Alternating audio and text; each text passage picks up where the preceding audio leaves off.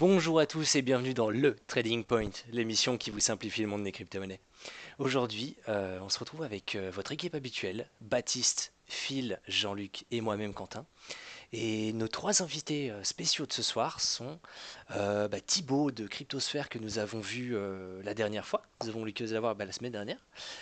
Hugo de la chaîne et la station qui est aussi sur Radio Décodeur, Cryptostation. Yo. Et un invité un peu particulier aussi, qui je pense, enfin pour les plus anciens d'entre nous, nous ont permis de nous repérer un petit peu, qui est Louis de Cryptonation. Donc je vais donner la parole tout de suite à Cryptonation qui va se présenter, ensuite ce sera Thibaut et Hugo. Ok, merci. Donc bonjour à tous. Donc effectivement, donc, je suis Louis et de la chaîne YouTube Cryptonation. Qui est une chaîne YouTube effectivement que j'ai créée l'année dernière. Donc peut-être que les nouveaux ne connaissent pas tous, mais voilà. Donc je fais des vidéos pour certaines un peu techniques et d'autres des vidéos sur l'actualité de manière relativement régulière, un peu moins régulière ces derniers temps, mais à l'origine régulièrement. Voilà. Moi personnellement j'ai beaucoup appris avec toi. C'était pas mal du tout, enfin, c'était la bonne époque, on va dire. Et du coup, Thibaut, qui s'est présenté la semaine dernière, mais qui va se présenter pour nos nouveaux auditeurs. Alors, de même, comme Quentin, merci à toi Louis, parce que c'est vrai que nous aussi on a commencé le projet Cryptosphère grâce à toi en partie. D'ailleurs, on était rentré en contact. Et donc nous sommes une association étudiante. On est présent au niveau national aujourd'hui dans plusieurs écoles de commerce, à Kedge Business School Marseille et à Rennes School of Business à Rennes. Et voilà, donc on ambitionne tout simplement d'expliquer ces technologies, d'en apprendre un maximum, de se former personnellement là-dedans. Parce que voilà, ça peut être une source de job potentiel plus tard. Voilà. À toi Hugo. Bah, je m'appelle Hugo. Oh, original! Voilà. Non, que dire? Tu t'occupes de la chaîne Bah, Cryptostation, parle-nous-en un peu plus. ah oui. Enfin, c'est pas une chaîne, hein, c'est. Alors à la base, c'est une émission de live, mais certains sont sur mon podcast. Enfin voilà, on a CryptoStation qui s'était lancée au début 2018 en tant qu'émission autour de tout ce qui est crypto-monnaie, blockchain, DLT. Surtout sur le plan tech en fait, pas trop sur le plan trading. Au final, il s'est passé plein de trucs. En ce moment, pour le moment, il y a pas mal de choses et on va plutôt passer sur le podcast. Et on a également deux, trois autres projets, on ne peut pas encore parler, sur lesquels on travaille. Il faut signer des DNA, c'est ça? Euh, non, mais c'est juste qu'on en parlera quand on sera prêt à en parler. Ouais, c'est pas mal du tout. Écoutez, je vais vous présenter le programme du jour. Aujourd'hui, on n'aura pas les petits tips habituels. J'ai décidé de changer un petit peu les choses. Et oui, le changement. On va voir tout simplement les tendances du marché crypto actuel. Quelques petits événements importants s'il y en a sur les marchés financiers classiques. Et aujourd'hui, c'est pour ça que j'ai invité trois invités qui m'ont beaucoup, entre guillemets, aidé tout au long de ma progression et de mon ascension dans le monde des cryptos, qui m'ont permis d'apprendre certaines choses que je n'aurais, je pense, pas acquises actuellement. Et je pense qu'on va laisser la discussion nous porter, on va digresser un petit peu, on va parler vraiment de crypto, un gros noyau, on va parler décentralisation, minage, les crypto-monnaies, qu'est-ce que c'est, enfin les crypto-actifs du coup, qu'est-ce que c'est aujourd'hui, les shitcoins invraisemblables qui sont morts, ce genre, ou même des petites anecdotes personnelles, ce qui est toujours assez intéressant et potentiellement pour ne pas reproduire les mêmes erreurs si certaines ont été faites. Qu'est-ce que vous en pensez? Ça vous convient? C'est parfait, écoute. Parfait. Carrément. Tout à fait, hein. Eh ben, je pense on peut passer directement au marché crypto. Bah tiens, je pense que Jean-Luc, est-ce que tu peux commencer, s'il te plaît? Ouais, c'est sympa, c'est gentil, ça, c'est sympathique. Il m'a donné la parole en premier.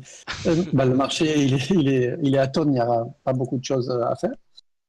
À part peut-être pour ceux qui pensent qu'on est sur un support potentiel, préparer quelques petites opérations sur des petites pépites qu'on a remarquées. Mais en ce moment, c'est encéphalogramme plat, il n'y a pas grand-chose à faire.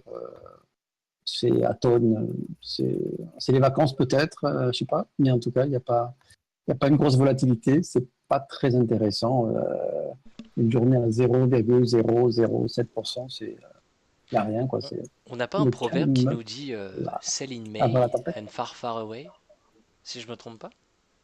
Ça, c'est dans les marchés des actions, ouais, c'est un vieux proverbe. Est-ce Mais que, Ça va est-ce, pas trop marcher. est-ce Hein. que je ça sais pas, s'applique aussi? Non, pas du tout. je sais pas en crypto si ça fonctionne. En crypto, je suis hors cadre, c'est ça? Non, peut-être ça se reproduira plus tard, mais pour l'instant, je crois pas que cette devise sur la crypto elle fonctionne. Mais sait-on jamais. Non, je pense qu'on est peut-être sur une potentialité d'un support peut-être mensuel. On a un petit rythme hebdomadaire qui pourrait donner peut-être 4 semaines de correctifs. Donc, si les 6800, comme tout le monde l'a repéré, venaient à céder, ça serait une petite opportunité, contre-tendance du semaine, d'aller chercher peut-être des opérations plutôt lucratives dans le sens haussier. Apparemment, ça serait une fenêtre plus intéressante. Mais les 6008 sont toujours en résistance. Et si 5008 cède, eh bien, c'est un peu moins rigolo. Mais on avait des actifs se présenter un petit peu forts, comme Ethereum classique, assez fort, et qui ont une petite vie un petit peu indépendante. On a remarqué aussi des produits intéressants comme, qu'est-ce qu'on a vu récemment assez intéressant, Mulse, un projet qui est intéressant, qui Alors, commence un je, petit je- peu je vais, à je vais te montrer couper un peu 10 des... petites Ouais, secondes, pardon. Jean-Luc. Je précise toujours, on ne fait pas de conseils d'investissement. Oui, non, non, Je mais tiens à c'est le juste redire pour encore, on ne fait montrer vraiment des... pas de Ouais, ça conseils pas dépendre, d'investissement. mais bien sûr que non. Enfin, en fait, on peut en fait, simplement, comme il n'y a rien à faire sur le BTC, préparer le terrain en vue peut-être d'un marché qui pourrait corriger cette tendance baissière ou qui pourrait peut-être finir par se retourner, pourquoi pas. Et par exemple, rechercher des petites pépites intéressantes pour commencer à se positionner. Essayer dans le timing du semaine, par exemple, essayer de voir si on peut commencer à accumuler un petit peu de... Alors, je ne vais pas dire du BTC parce qu'il n'y a pas grand-chose à faire, mais peut-être accumuler certaines altcoins sur des projets intéressants. Euh, Moi, j'ai un petit truc sympa, c'est que j'ai une petite astuce. J'essaye en ce moment de regarder les fonds d'investissement les plus connus et de voir un petit peu ce qu'ils détiennent en portefeuille et voir un petit peu ce qu'ils ont gardé. Je vais essayer de faire comme eux, je fais un peu le copieur, hein, mais pas tout mon portefeuille.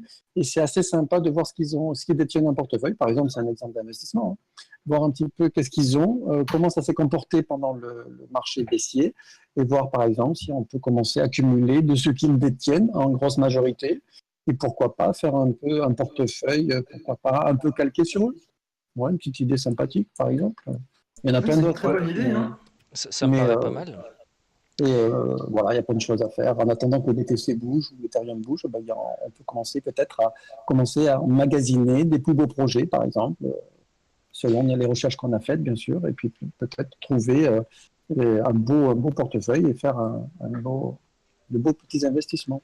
C'est clair que Faites, comme tu dis, dans un marché où c'est qu'on n'a pas trop de volume, enfin qu'on n'a pas trop de manière à trader, c'est Ouais, on perd intéressant pas son temps, de suivre des projets bien sûr. futurs, des ICO ou des choses qu'on ne connaît pas forcément, d'approfondir ses connaissances. C'est des moments qui sont très intéressants aussi.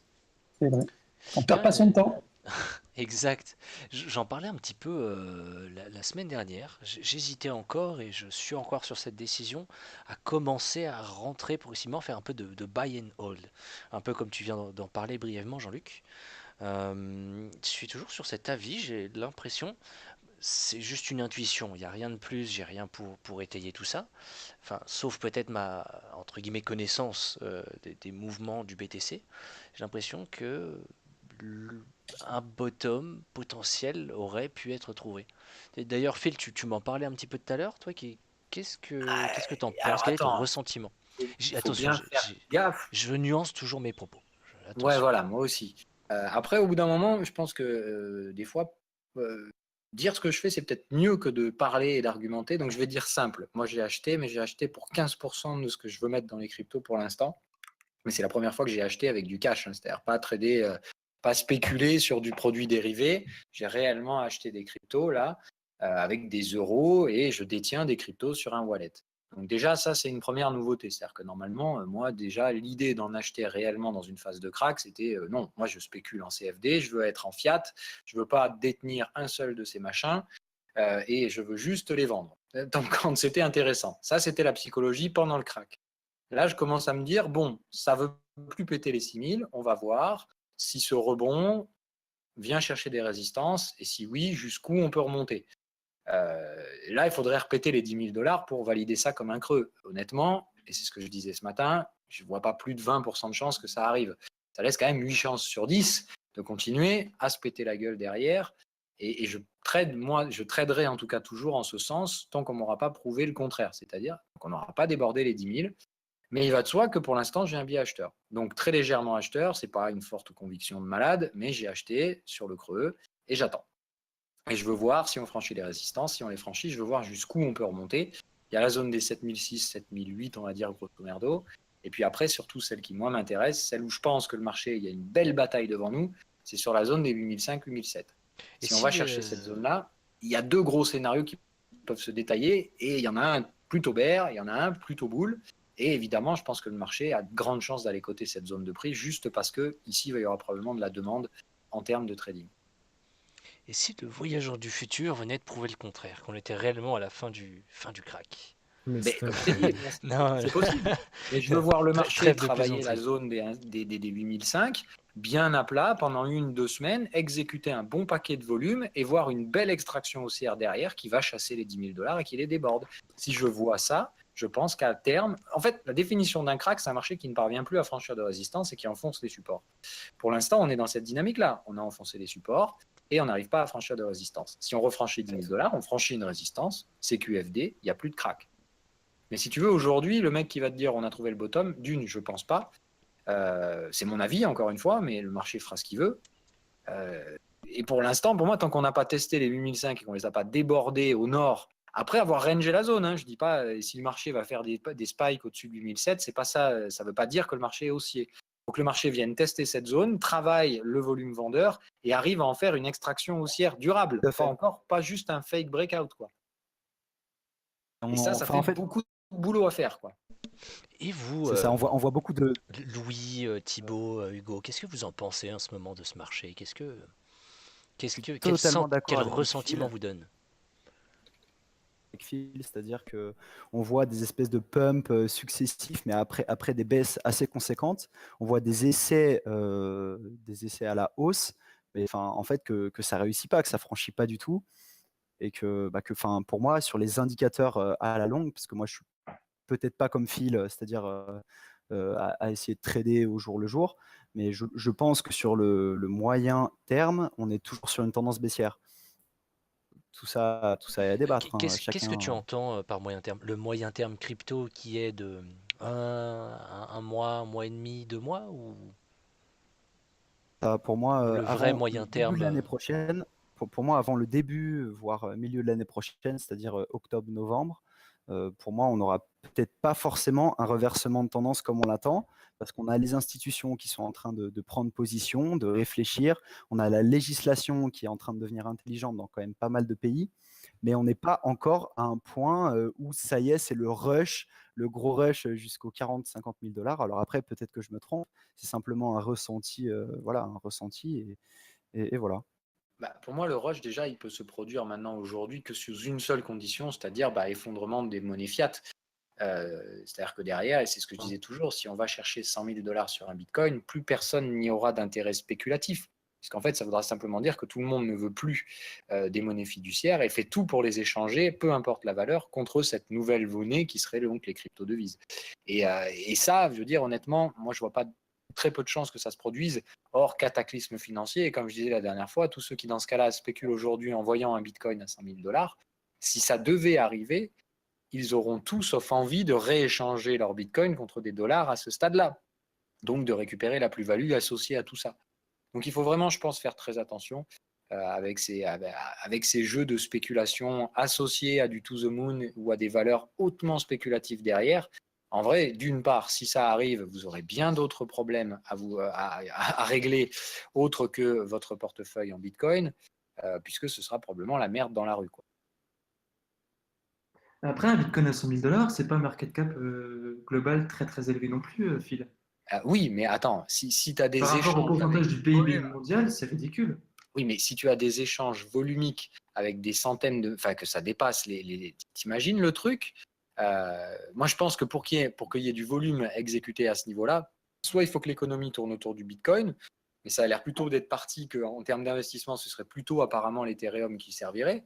Donc, alors, soit le Bitcoin meurt et l'Ethereum prend le pas, et effectivement, dans ce cas-là, on se sert de la blockchain pour le système de financement futur, et on reste sur des monnaies fiduciaires, et voilà, c'est un scénario également possible. C'est Après, pour c'est ça qu'il faut possible que quand les même deux vivent aussi diversifier. en connivence et ensemble en synergie. Tu peux aussi avoir le Oui, meilleur des après, deux ça, mondes, tu vois. c'est la Ça, partie. un Bitcoin à 100 000, c'est juste un market cap aux alentours de, enfin, entre guillemets, 3-4 trillions, si on reste dans le cas actuel.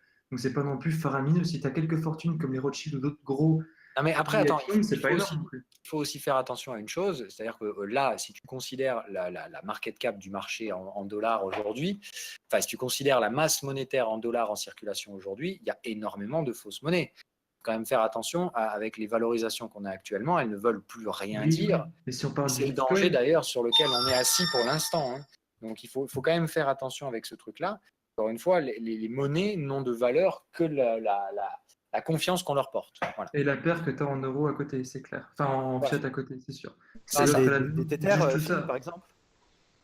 Ah ça, oui, ça, mais ça c'est une autre histoire. Ça, je dis, je veux pas en parler, moi. Tether, c'est C'est la un vie, sujet à débat. non?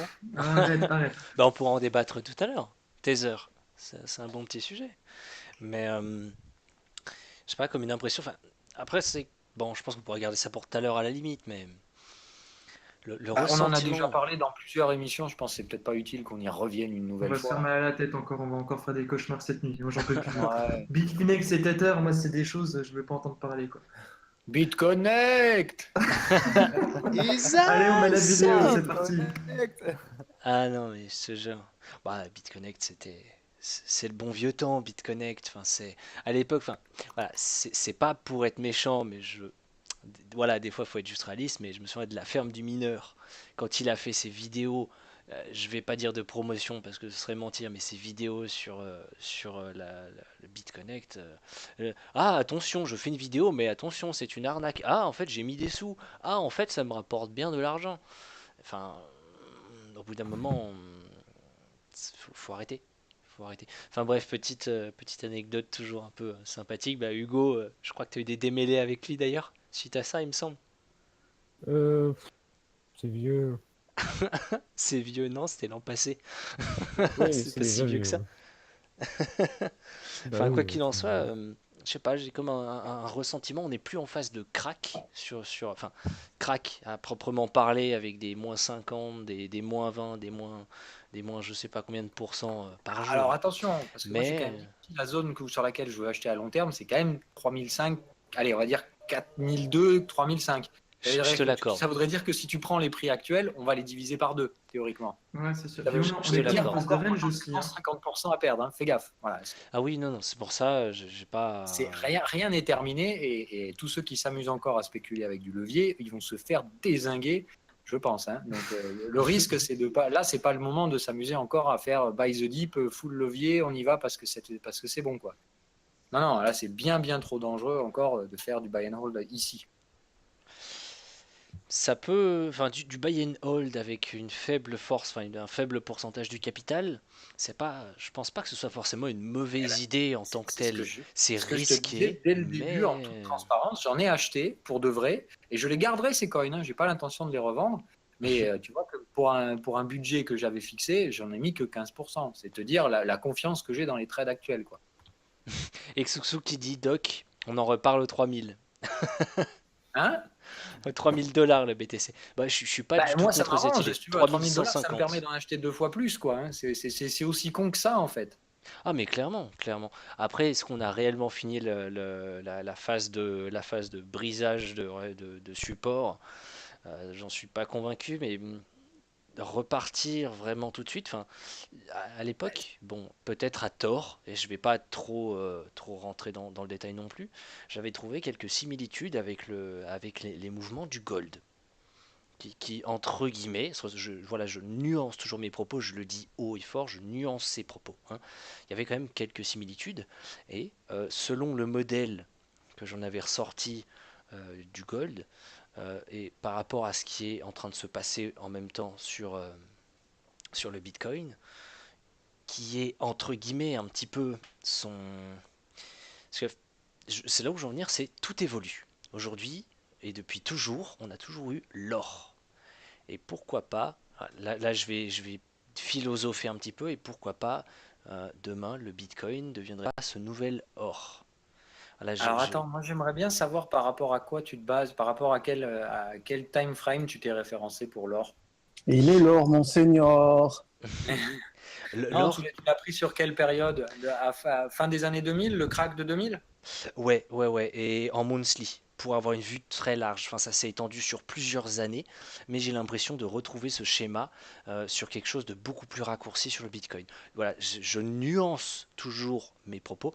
Non, Bender, c'était pas en 1672. T'es sûr que tu veux pas dire 1972 et encore peut-être même un peu avant, plutôt? Si je me trompe pas, Bender. Mais je sais pas, j'ai l'impression de revoir quelques similitudes et un peu à l'époque, enfin pas à l'époque de la ruée vers l'or, mais de la ruée vers la valeur refuge plutôt, et non pas l'or dans les années Bah, Far West, à ce la chose-là. limite, moi je serais pas contre ce que tu viens de dire, mais pour moi la différence c'est que par exemple, il faudrait prendre l'or et le verticaliser encore plus pour le rendre logarithmique comme le Bitcoin. Et effectivement, je serais d'accord pour dire ça, mais tu peux pas comparer les deux. Là, la courbe elle est différente. L'or c'est une belle tendance haussière. Le Bitcoin c'était une grosse bubule. Et pour moi c'est quand même deux price action différents quoi.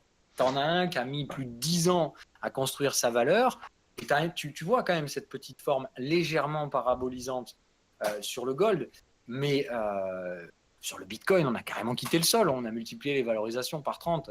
C'est carrément autre chose. Le gold, il est parti de 300 pour arriver à 1006, il n'a pas fait Est-ce x30. que Quoi. ça ne reflèterait pas justement une nouvelle prise de conscience par rapport Ah, moi, ça Voilà, reflète c'est plus ou une moins ça. belle aux grosse personnes bulle. dans la confiance qu'ont les gens dans l'économie? Mais Euh, attends, Perte qui de a confiance. tradé le Bitcoin à 20 000 $? Certainement pas les gens qui faisaient du buy and hold. Ils ont juste distillé un peu à 20 000 $ à qui voulaient bien les acheter. Ce sont que des imbéciles de particuliers pensant revendre toujours plus haut quelque chose qui allait toujours plus haut. Et au bout d'un moment, ils se sont juste fait dégommer. Mais t'as qu'à voir les volumes qu'on exécutait à ces zones de prix-là. Il n'y avait plus personne qui faisait de l'investissement. Ce n'était que de la spéculation. Et pour la plupart, c'était que des gens qui ne savaient pas du tout ce qu'ils faisaient. Oui, c'est pas Certes, faux. je te l'accorde de ce point de vue-là, mais et c'est là où je vais revenir par rapport à toutes les émissions et ce qui est vraiment ma pensée à moi, mais ça c'est vraiment ça m'est propre. Après je sais pas si certains la partagent, mais tout est cyclique. Tout se répète tout le temps. Et il y a la ruée vers l'or, et pourquoi il n'y aurait pas la ruée vers le Bitcoin ou la ruée Ah, mais vers... bien sûr, après, moi, Tu je vois ce que reste je quand veux dire? Un même d'accord peu... là-dessus. Tu parles de quelle ruée? La première, la deuxième, la troisième ou la quatrième? La ruée vers l'or, par exemple. Alors, si alors, je veux pas dire de conneries, confirmez-moi. Je crois que c'est en 71, c'est la fin des accords de Bretton Woods. Mince, avec Nixon, c'est bien les accords de Bretton Woods qui ont. Alors là, putain, c'est ouf. Quand Ouais, l'or a été désindexé du dollar. Je suis pas sûr de ça. J'aimerais bien une il me confirmation, semble que peut-être. c'est ça. C'est l'inverse. C'est le dollar qui a été désindexé de Ouais, l'or. Bon, pardon, c'est la même pardon. chose. Mais oui, enfin, en gros, c'est quand on est rentré dans la magie. Quand on a mis un orteil dans la magie de la création monétaire, on s'est rendu compte qu'en fait, ah bon, bah, si on le désindexe du gold, ça change rien. Les gens utilisent toujours le dollar. Ah bah, pourquoi on s'emmerderait alors à Et c'est garder c'est- des lingots? et c'est ça justement, tout le monde s'est rué vers l'or parce que c'est devenu une valeur, entre guillemets, refuge qui n'était, entre guillemets toujours, relié à rien, mais qui était relié officieusement, voilà, ce serait peut-être mieux qui était relié officieusement au dollar. Est-ce que le Oui, mais même, Bitcoin, même voilà, comme... dans la tête des gens, et c'est ce que je te disais, avoir toujours un peu d'or quand tu as un portefeuille, c'est quand même intéressant, parce que quoi qu'il arrive et quoi qu'on veuille en dire, dans la tête des gens, et je te disais toujours, c'est très important de voir les devises comme ça, c'est un rapport de confiance. Et je te disais, c'est con, mais tu vois, par exemple, si demain ça doit merder, quoi qu'il arrive, peu importe, quelle que soit la crypto-devise ou autre devise que les gens utiliseront pour acheter leurs baguettes et faire leurs courses, on peut être certain que si j'arrive avec un lingot d'or, je pourrais m'acheter de cette devise. Hugo, Louis, Thibaut, vous avez des opinions, des... Alors tout à Qu'est-ce que fait. vous en pensez? Alors moi j'aimerais bien écouter Louis parce que c'est vrai qu'on s'est tous un peu inspiré de lui. Mais pour compléter ce que vient de dire Phil, et si demain c'était Internet, non pas quelque chose de physique, donc l'or effectivement qui a toujours, t'as raison Phil, était le fil, le conducteur, le truc sous-jacent dont tout le monde a confiance. Et si demain c'était Internet, si tout le monde demain ne croyait que en Internet plus que en des actifs physiques, Eh ben, moi, je dis Il y a oui, d'ailleurs mais des. dans ce cas-là, il faut que l'énergie soit libre. Ça veut dire quoi, Que l'énergie soit libre? Ben, c'est Ouais. bien joli, mais Internet, il faut l'alimenter, ça ne s'alimente pas tout seul. Demain, si tu n'as pas accès à l'électricité, tu n'as plus accès à Internet parce que les relais sautent, parce Tout que à tu n'as fait. pas de téléphone ou tu n'as pas d'ordinateur. Et comment tu vas aller acheter ta fameuse baguette de pain ou ce qui va te permettre de survivre? Parce que c'est tout con, Avec mais un voilà. QR code. Oui, mais ton QR code, tu le scannes comment? Avec tes yeux, en mode. Mais Enfin, je sais pas. Non, si, voilà, le s'il y a truc, c'est une qu'aujourd'hui, quand transition, même, la technologie est là, elle coûte cher à fabriquer, cette technologie, pour pouvoir utiliser Internet. Donc, si tu veux, avant que ce soit. Et moi, ce que je trouve encore plus hypocrite, tu vois, c'est d'imaginer qu'aujourd'hui, on pense révolutionner le monde avec les crypto-devises, alors qu'aujourd'hui, tu as quand même pratiquement une personne sur deux sur Terre qui n'a pas de téléphone portable et qui n'a même pas accès à Internet. Et aujourd'hui, on est quasiment en train d'imaginer qu'on va révolutionner le monde, mais on est surtout en train de creuser alors, encore plus je les suis fossés. Donc, il faut je quand suis même faire d'accord, attention à ça. mais pourquoi? C'est ça peut-être l'origine, enfin je vais juste entre guillemets terminer sur ça. Qu'est-ce qui a creusé cette disparité économique entre ceux qui ont, nous par exemple en France, la plupart qui nous écoutent, bon je sais qu'il y en a aussi de Guyane, il y en a en Afrique, en Italie qui nous écoutent, j'en suis très content d'ailleurs, mais euh, qu'est-ce qui nous a poussé dans cette disparité économique? C'est le capitalisme. Certes, on a eu beaucoup d'avancées technologiques qui ont toujours un lien grossièrement avec le pognon. Voilà, c'est comme ça que ça se passe dans le monde. Ah oui, Et plus les capitalistes amassent de pognon, plus la technologie, entre guillemets, avance, plus ça évolue pour répondre oui. à de nouvelles demandes, entre guillemets, des nouvelles demandes, et récolter toujours plus de pognon et appauvrir les plus pauvres. C'est exactement le modèle capitalisme, enfin les effets néfastes du capitalisme, entre guillemets. Bah oui, parce que tout Ah, système a ses propres vices, quoi. Et, Et c'est là où et je je te disais, c'est propose de dangereux laisser parce parler que. du coup Louis. Pardon. Et, Louis, Louis, carrément. voilà, j'aimerais bien écouter Louis. Qu'est-ce que t'en penses, toi? Alors, bah, je vais rebondir par contre sur ce que tu viens de dire par rapport à la technologie et l'économie. Je ne sais plus quel est le nom exactement de cette théorie, mais je sais qu'il y a une vidéo très bien sur YouTube de Ray Dalio sur comment l'économie fonctionne, How the Economy Works en anglais. Il explique en fait, sur le long terme, en fait, il y a quasiment que la technologie justement qui permet de faire de la croissance économique, puisque sur le court terme, enfin, sur le court terme, les cycles de marché, selon lui, et je suis relativement d'accord avec lui, sur le court terme, c'est beaucoup lié à l'accumulation de dettes. Du coup, on met l'économie entière sur un effet de levier en fait. Et après, on réduit ce levier et ça crée des crises. Et donc, on a voilà, on a des cycles sur le court terme, mais sur le long terme, ce qui fait qu'aujourd'hui, on vit mieux en moyenne qu'au XVIIIe siècle, c'est grâce à la technologie. Donc ça, c'est juste pour rebondir voilà, sur l'aspect technologie et progrès qui, je pense, quand même, sont très liés. Donc sinon, par rapport au marché actuel des crypto-monnaies, euh, alors, je vais reprendre, je pense, je vais me rapprocher finalement de différentes choses qui ont déjà été dites, dans le sens où je pense qu'effectivement, cette fois-ci n'est pas différente par rapport au bear market qui a eu lieu précédemment sur Bitcoin. Je pense que sur l'historique de Bitcoin entier, en fait, Bitcoin a toujours évolué comme ça, donc elle allait de bulle en bulle, et qu'on n'a pas... voilà, cette bulle-là, évidemment, en 2017 était particulièrement forte, particulièrement impressionnante.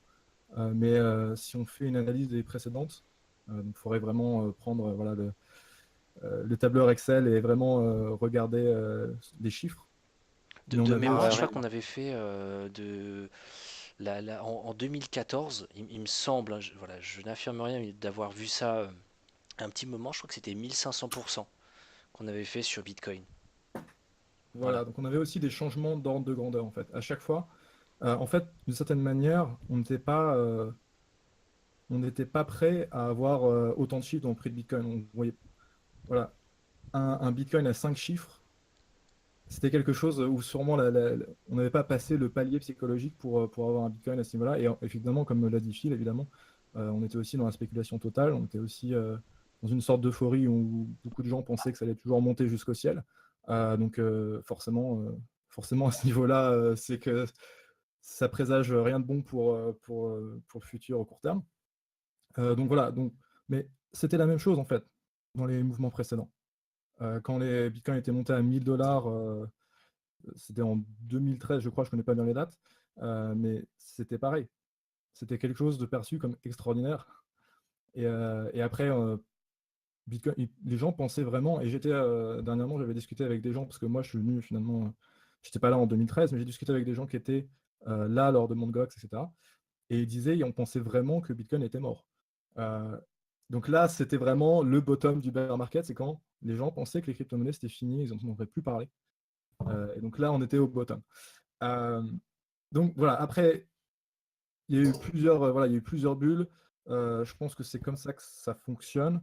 Il y a quelqu'un qui a fait un post Medium sur Bitcoin et qui compare en fait le prix de Bitcoin à ce qu'il a, donc les cycles de hype de Gartner. Gartner, c'est un cabinet qui est spécialisé, qui produit des rapports en fait sur l'innovation. Et ils expliquent que l'innovation, justement, l'innovation, parce qu'elle est mal comprise, elle va suivre cette courbe-là, et cette courbe de hype où à un moment donné, il va y avoir une excitation irrationnelle sur un sujet donné.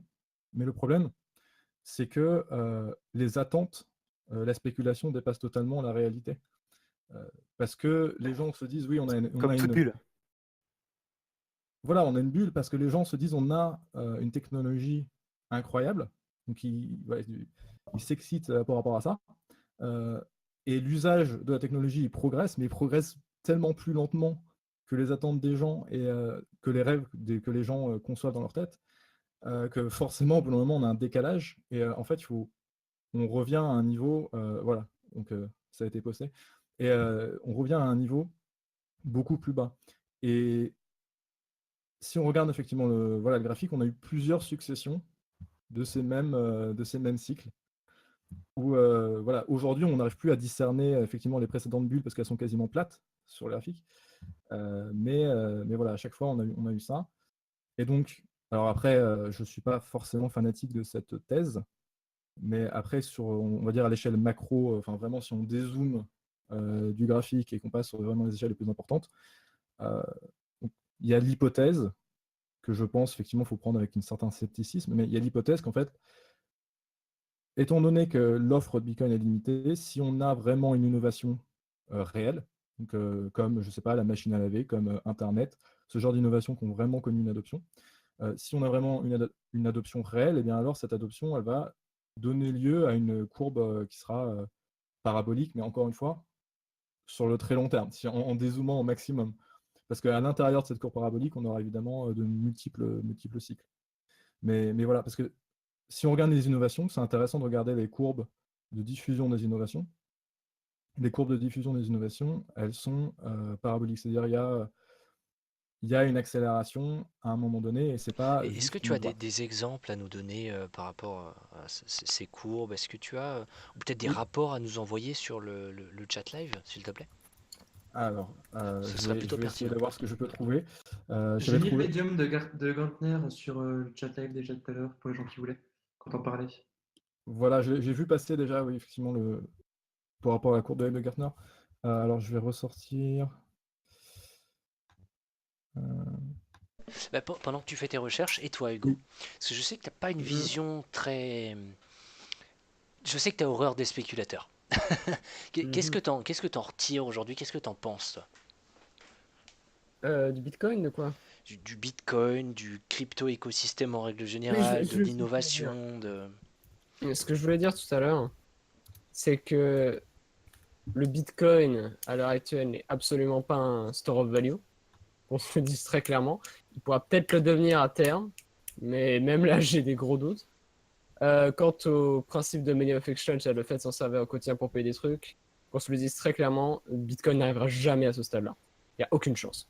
Aucune chance, tout simplement parce que sur le plan technologique, il est tellement dépassé, et il refuse d'évoluer, qu'il va il va se faire bouffer. C'est ce qui va se passer. C'est que si tu n'innoves pas et que tu restes dans le passé comme le Minitel, tu vas te faire bouffer.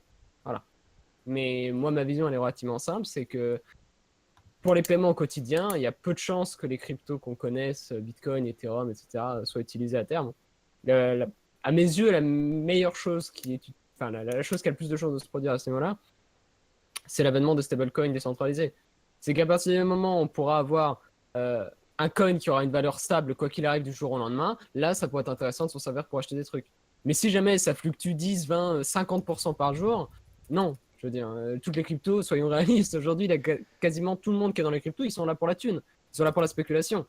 C'est là le problème. D'ailleurs, Hugo, t'en penses quoi de Circle qui a déjà émis l'USDC, l'USDS, enfin bref, un stable va en émettre plusieurs. Euh, du coup, qu'est-ce que t'en penses de ça par rapport à ce que tu viens de dire, Les que c'est stablecoins qui plutôt sont ça backés l'avenir? par des assets bancaires, Ouais, c'est la merde. ouais. Enfin, disons que le problème de ces trucs-là, c'est que vous prenez un coup de téléphone de la Banque centrale américaine, c'est terminé. Vos coins, ils vaut plus rien.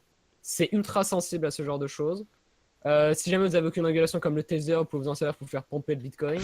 C'est... Non, mais voilà. Tout à fait, ouais, non, c'est vrai. Les stablecoins qui sont backés par des assets bancaires, c'est vraiment... c'est juste importer tous les problèmes qu'on a dans les banques traditionnelles, dans le système bancaire traditionnel, dans les C'est cryptos. vrai. C'est C'est stupide. vrai.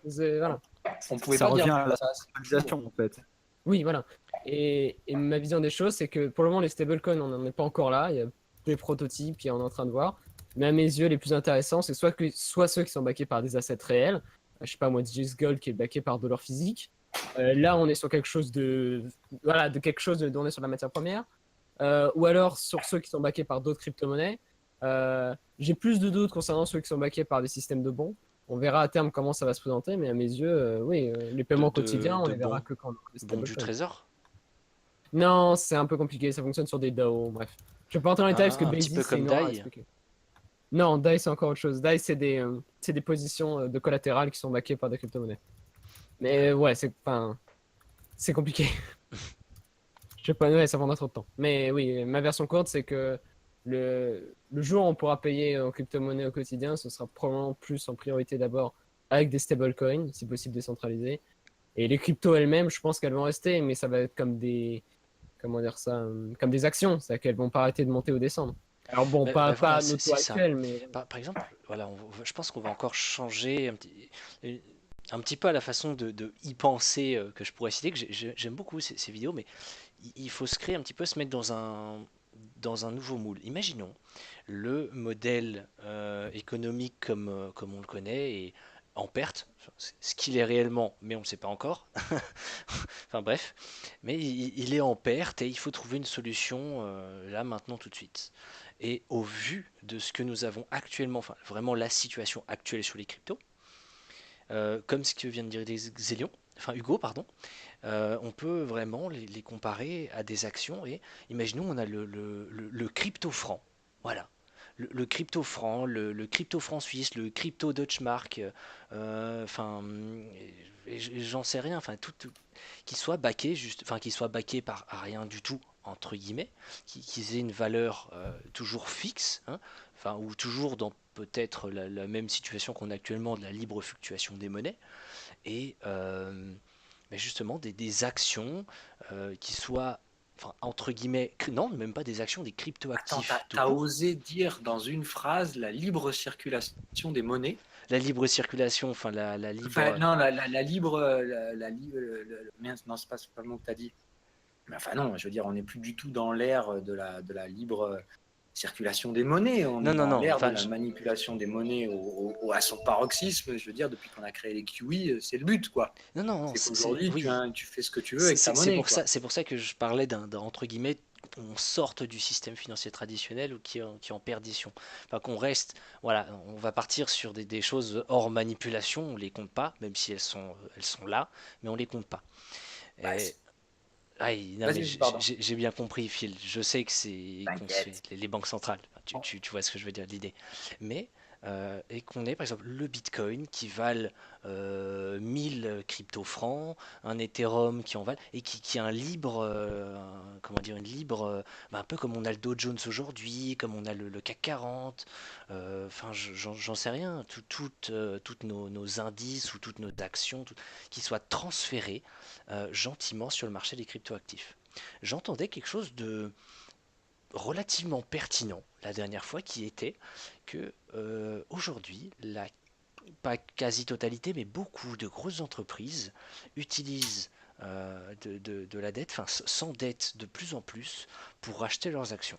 On va totalement omettre que c'est pour racheter, enfin pour comment dire, pour que leurs investisseurs, leurs actionnaires soient contents, qu'ils puissent revendre, enfin que ça accroît leur capital. Ça on l'omet. C'est existant, mais on l'omet.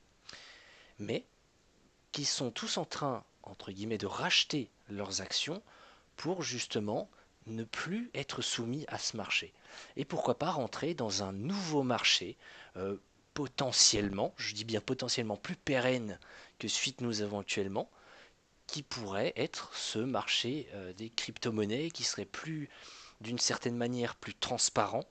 Parce que je pense que la blockchain peut apporter beaucoup au système des entreprises et pas seulement à la bourse, ce genre de choses, et qui soit, comment dire, plus facile d'accès. Et bah, par exemple, toutes les ICO qu'on est en train de faire en ce moment, les business angels, qui investissent sur des projets, et au final, je crois que je l'ai déjà cité dans une de mes précédentes, dans un de nos précédents épisodes, qui serait que bah, un marché beaucoup plus liquide, si une startup ne marche pas, top, tu claques des doigts, tu la dégages.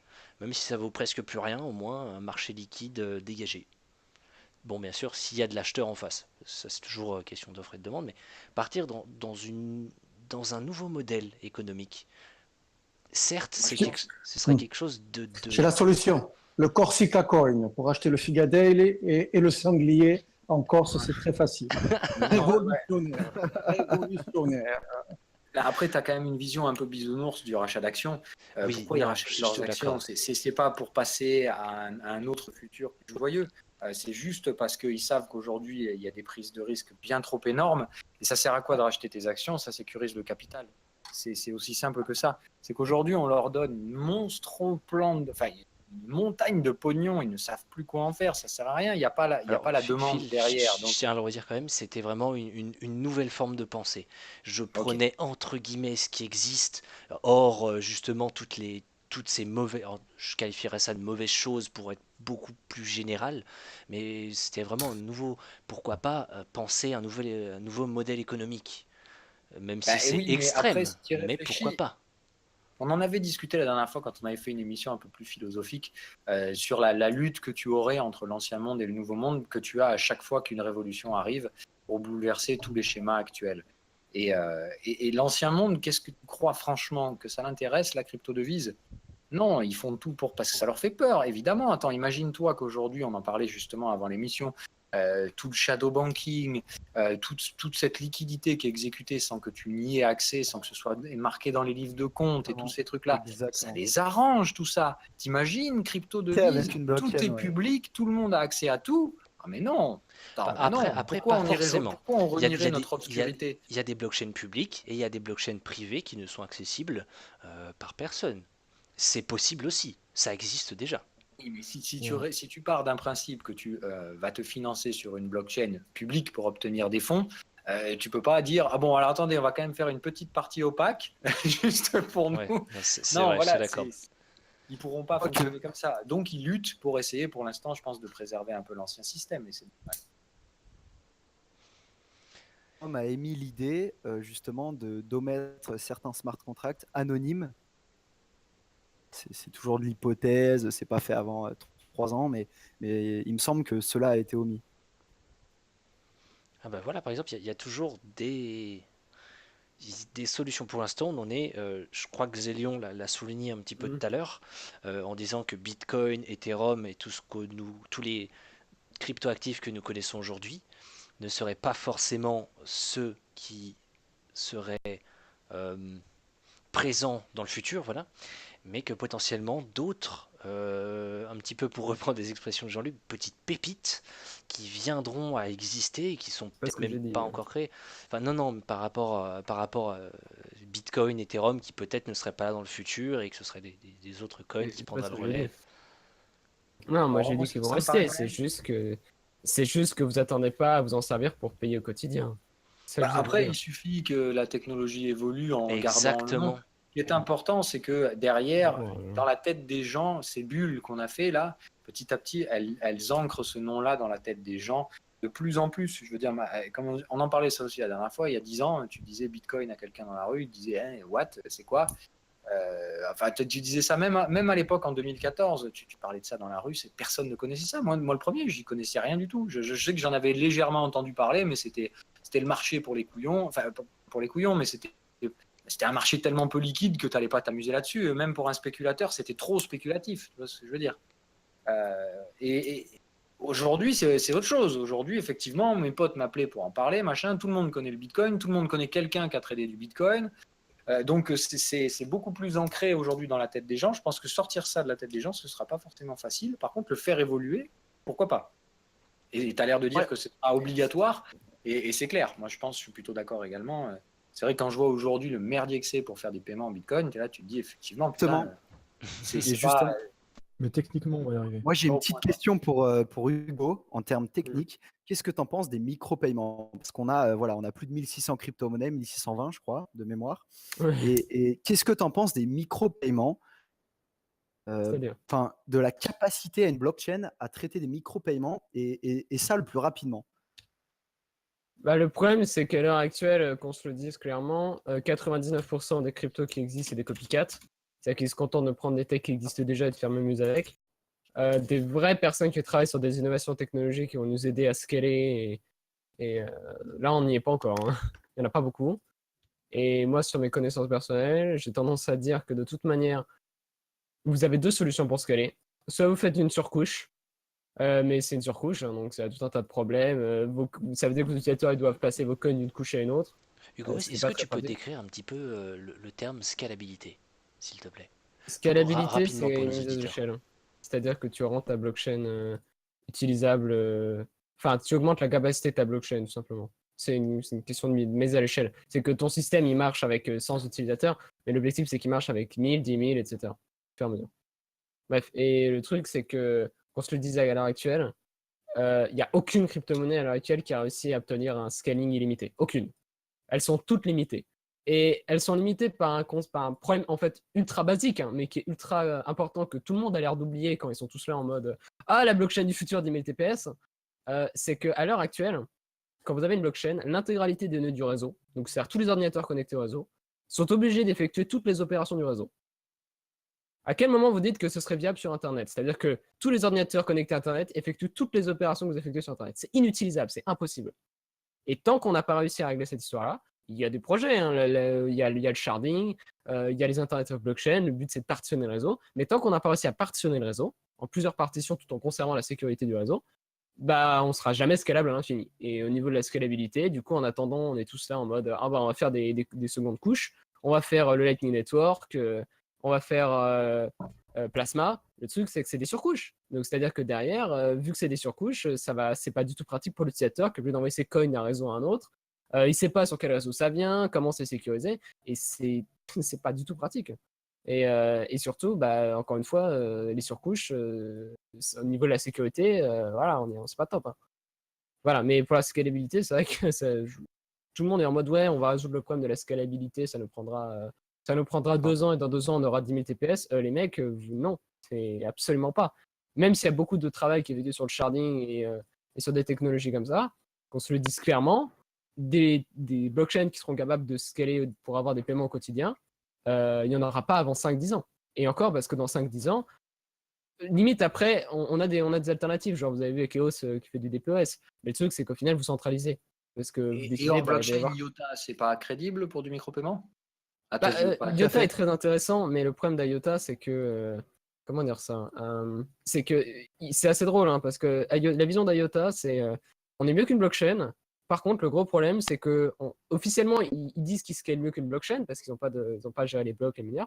Mais la réalité, c'est que vu que tous les nœuds du réseau sont quand même obligés de calculer toutes les transactions du réseau, au final, vous avez toujours le même problème physique de traitement de données et votre truc, il n'est pas scalable, hein.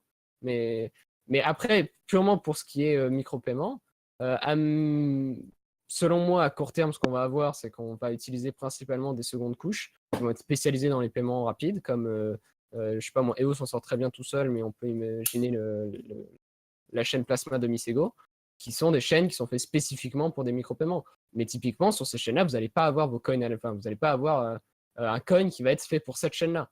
Vous allez avoir une chaîne qui est fait pour des micro-paiements, et sur cette chaîne, on va avoir des coins, des tokens, qui ont été émises par une autre blockchain. Parce que le but, c'est pas d'avoir 40 coins. Parce que les gens, voilà, pareil, si vous avez un portfolio avec 250 coins, qu'on se le dise très clairement, vous avez, à mon avis, honnête, faut être assez honnête là-dessus sur cette histoire, il y a très peu de chances qu'à terme, il y ait autant de crypto-monnaies qui soient utilisées.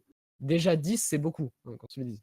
Et la Oui, réalité, théoriquement, c'est il en que faudrait une qui stocke la valeur et puis des technologies, mais avec des taux de change très très peu variants.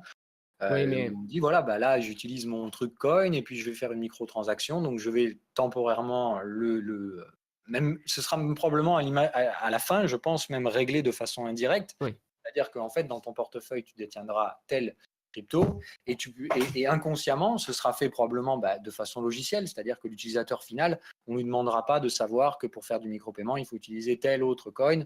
Et en fait, on lui dira juste, voilà, qu'est-ce que vous voulez réaliser comme transaction? Un micro-paiement. OK, bon, du coup, voilà.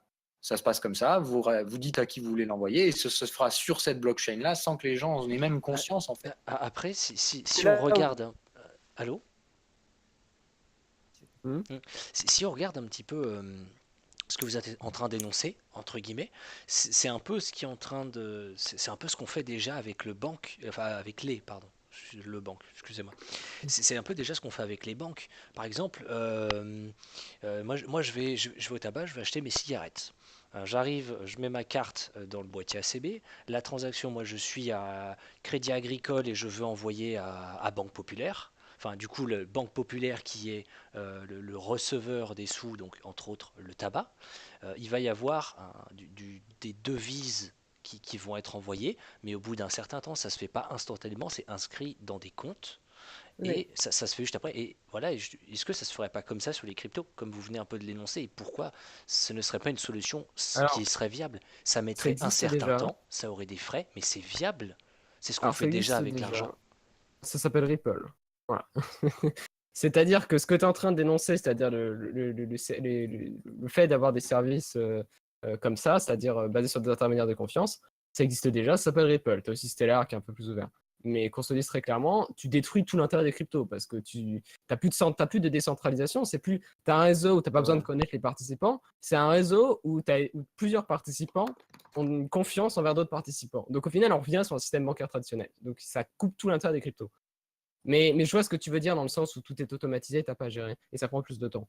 Euh, Eh ben, mais peut-être dans ces cas-là, j'extrapole encore et ce sera sans doute pas ça, mais des smart contracts. Déjà, oui, non, smart mais contract, on dit toujours contrat intelligent, ce qui n'est pas le cas, c'est juste contrat autonome. Ça, je préfère le dire pour tout le monde. Et bon, je pense que tu le savais déjà, Hugo, mais vraiment, voilà, c'est des contrats autonomes, rien de plus. Mais pourquoi ça se ferait pas de cette façon-là? Avec peut-être, avec un grand peut-être, par le biais de Ethereum, ou par je ne sais quel autre coin qui promet aujourd'hui des choses incroyables ou qui est peut-être pas encore arrivé sur le marché, et peut-être que. Après, je vois il pas y a le. il y a une infinité de possibilités pour que ce soit justement un tiers de confiance qui soit autre que l'homme que nous avons aujourd'hui. Non, mais je vois pas le truc là. Enfin, je vois pas ce que tu veux dire hein, parce que Mais tu me enfin, parlais de je comprends pas l'intérêt des smart contracts. bah, Parce que un smart, qui gère ça de façon autonome. Tu venais me dire par exemple, tu je parles me le suis fait peut-être d'envoyer sur une autre chaîne, etc.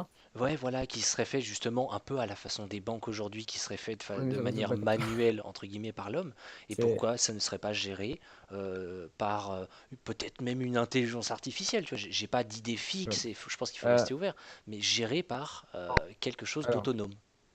en fait, Je me permets 2 minutes, vas-y, Hugo, de t'interrompre. vas-y, vas-y. C'est que nous, à titre personnel, voilà, à Cryptosphère, on a très récemment essayé de faire un smart contract.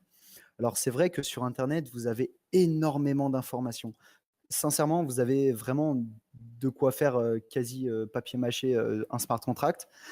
Après, c'est vrai que voilà, il y a la théorie, puis il y a la pratique. Voilà, ça fait 2 semaines que qu'on essaye de faire le nôtre, et sincèrement, c'est pas si simple que ça. Alors après, niveau technique, voilà, il y a la techno, elle est là derrière, mais elle n'est pas accessible à tout le monde. Elle n'est pas, voilà, elle n'est pas UT, à tous les utilisateurs, quoi. Juste pour répondre de smart contract. Le truc dans l'histoire, c'est que pour que ça fonctionne, il faut que ton smart contract ait accès aux autres blockchains. Et pour ça, il faut que tu aies de l'interopérabilité. Et déjà, là-dessus, déjà, on n'y est pas. Et surtout, il y a l'autre problème, c'est que, à partir du moment où tu as de l'interopérabilité, tu n'as pas besoin de smart contract, en fait. C'est que tu peux avoir un software, un programme, qui te le fait automatiquement. Pourquoi faire un smart contract alors que tu peux avoir un programme informatique qui peut le faire? Tu vois ce que je veux dire? Sachant qu'un smart contract, tu as des risques de te faire pirater, ce genre de conneries. Il Tu as des risques de sécurité que tu n'as pas avec un programme informatique qui va faire tout le boulot pour toi. n'y a pas MyWish qui propose un truc comme ça où on peut faire des smart contrats directement. MyWish, un token qui propose de faire ça. Si, mais en fait, c'est justement, voilà, à titre personnel, à Cryptosphère, on a payé un smart contract pour essayer justement de voir. En fait, ils vous envoient le code, donc vous achetez leur token, etc. Ils vous renvoient donc ce que vous avez payé en leur token. Donc, il faut acheter en Ethereum à la base. Ils vous donnent votre token et ensuite, voilà, en fait, ils vous donnent un code de smart contract. Donc, voilà, tirer parti en fait, de sites déjà existants sur Ethereum et gratuits. Et donc, en fait, après, sincèrement, alors après, à titre personnel, à Cryptosphère, on vient d'école de commerce, donc c'est pas codé à proprement parler, mais c'est compliqué, c'est compliqué à mettre en place, c'est-à-dire que télécharger les nœuds du réseau Cryptosphère, voilà, mon ordinateur, il garde pas la puissance. Quoi. Ouais. C'est-à-dire, il garde pas la puissance. Il réussit pas à télécharger toute la blockchain Ethereum parce que oui. mon CPU de mon petit ordinateur portable marche pas. Alors après, on a des machines de minage, mais c'est simplement que voilà, sur mon CPU, si je veux faire un smart contract avec cet ordinateur, là, je peux pas. À titre personnel, comme ça, de débutant, etc., c'est pas si facilement accessible que ça. Il y a des ressources, mais il faut un minimum de connaissances de backup. Oui. Et aussi, les smart contracts sur Ethereum, effectivement, ne sont pas non plus scalables parce qu'ils envoient quantité d'informations sur la blockchain Ethereum et c'est pour ça que tu as beaucoup de mal à synchroniser avec la blockchain Ethereum. C'est parce que la solution qu'ils ont choisie, c'est de laisser grossir de plus en plus sans mettre de limite la taille de leur blockchain. Donc il y a un problème aujourd'hui pour pouvoir synchroniser avec la blockchain Ethereum, pour avoir des capacités qui sont de plus en plus importantes. Là, la limitation est surtout au niveau du SSD. C'est les input-output d'écriture et lecture qui sont les plus consommateurs. C'est-à-dire que si tu veux te synchroniser avec la blockchain Ethereum, il faut surtout avoir un SSD. En fait, on a un auditeur qui va venir nous parler de IOTA par rapport à nos avis qu'on a eu tout à l'heure. C'est Gotak, je laisse parler de son sujet. Bonsoir Gotak. Oui, bonsoir. Dis-nous tout, on t'écoute. Alors, c'est simple. Crypto-monnaie de manière un peu plus tech. C'est vrai que niveau scalabilité, je vais revenir un peu sur les crypto-monnaies en général. Tu as un écho derrière toi, Gotak. Est-ce que c'est possible de... Vous m'entendez mieux là? De juste mettre un casque ou baisser le son de ton retour. Ou peut-être couper le live. J'ai l'impression de nous entendre décalé. Du coup, vas-y, pose ta question, Gotak. Enfin, ou dis-nous ce que tu voulais parler de tech et de scalabilité. C'était vraiment pour revenir par rapport au IOTA. Je trouve vraiment que le IOTA gère la scalabilité, la problématique de la scalabilité de manière vraiment la plus optimale possible. C'est pas du tout pour faire de la grosse défense, il y a pas mal de points négatifs sur le IOTA, mais c'est vrai qu'il faut toujours avoir de la synchronisation, mais en fait, du IOTA, c'est d'utiliser vraiment, bon, je rentre pas dans les détails techniques, c'est une Tangle, de lancer toutes les transactions que l'on veut en temps réel. Décentraliser le temps de traitement, quoi. Et à partir de là, on n'a plus de système de blocs avec des validations à temps donné, donc c'est vraiment de la validation continue. Et toute l'énergie qui est utilisée en fait dans le calcul du hachage, et c'est vraiment utilisé, bon pas pour le moment aujourd'hui, mais plus tard ça sera utilisé pour faire des choses intéressantes, donc des calculs voulus. Et pas seulement.